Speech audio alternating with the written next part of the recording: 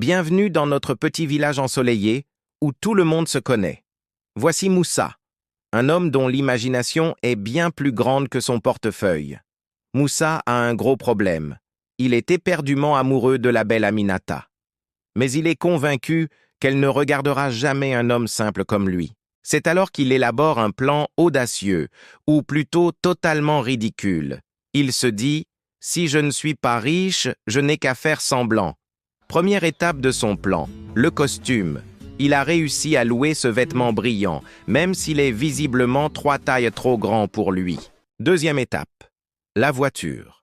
Une décapotable rouge flamboyante qu'il a empruntée discrètement à un riche propriétaire en déplacement. Il se sent comme un roi. Il arrive devant la maison d'Aminata avec un vrombissement de moteur. Il essaie de garder un air cool, malgré la sueur qui perle sur son front. Aminata sort, impressionnée mais surtout intriguée. Elle regarde cette voiture de luxe et le costume de Moussa avec un sourcil levé. Elle n'est pas dupe.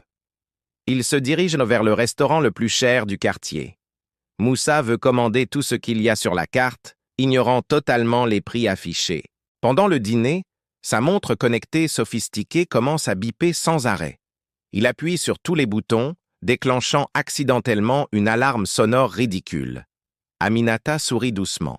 Elle le laisse s'enfoncer dans son personnage.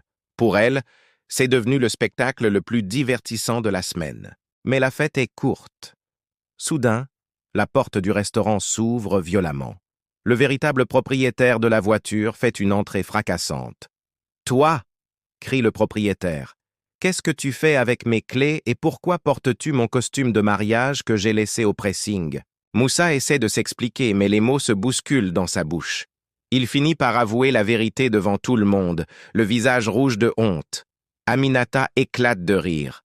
Pas par méchanceté, mais parce que la situation est absurde.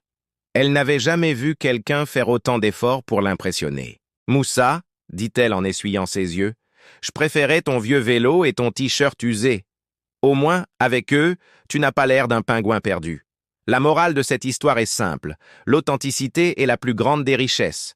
Ne prétendez pas être quelqu'un d'autre, car la vérité finit toujours par sortir. Et surtout, si vous empruntez une voiture de luxe, assurez-vous au moins de savoir comment ouvrir les portes.